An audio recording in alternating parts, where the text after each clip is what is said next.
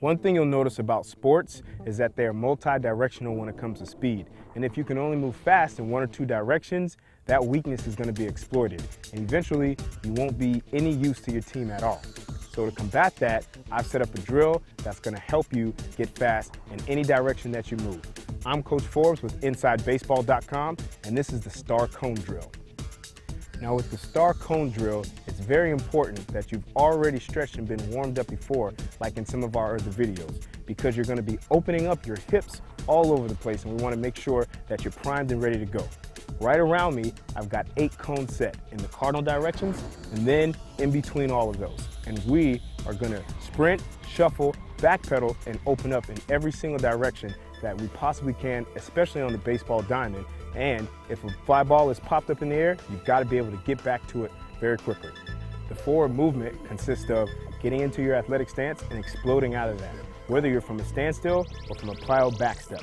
You want to make sure that your chest is very high, and then you backpedal into your stance. You're going to do that a couple times.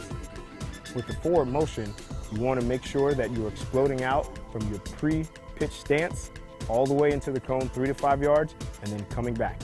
You want to make sure your chest is high and your feet are under you, remembering that this isn't an all-out sprint drill, but a takeoff drill.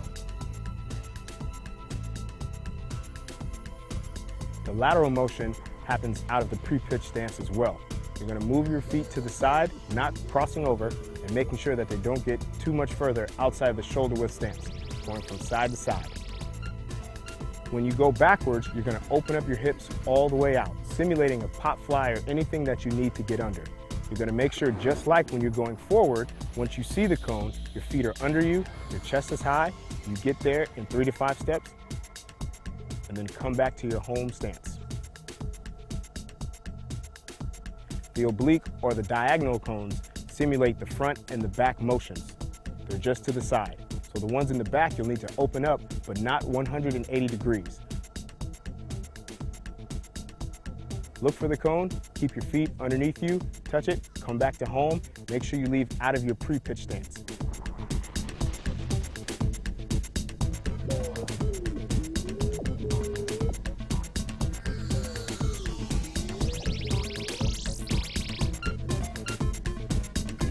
When you're going forward, pre-pitch stance as well, get there as soon as possible. It's just like the forward motion, and then come back.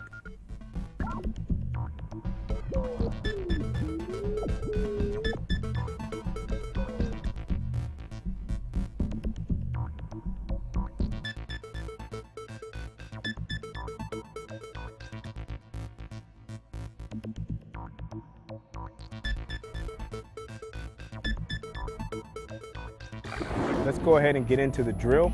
I'm going to demonstrate each motion in a clockwise format. We're going to go A is forward, B is to my right, C is behind, and D is to my left. After which, we're going to get into the oblique ones. Going clockwise again, 1, 2, 3, and 4.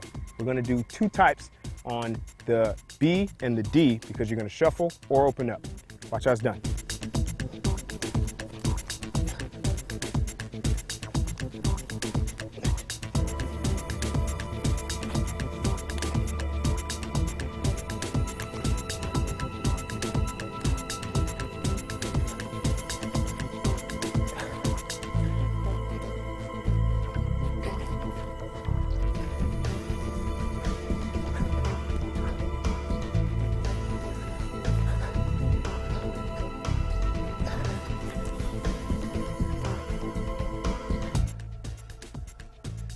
Now, having completed that drill, you need to keep in mind that it's very tiring, so you'll only need to do it 3 times, with about 1 minute to 2 minutes in between. That'll be perfect for you. You want to make sure that you hit each side, focusing on our omnidirectional speed. We're going for takeoff rather than all-out motion, so the 3 to 5 steps is what we're going for. The last key is making sure you open up your hips when you're going from the sides and behind you. That way, you simulate a pop fly or anything that you need to run under. That being said, I'm Coach Forbes, InsideBaseball.com.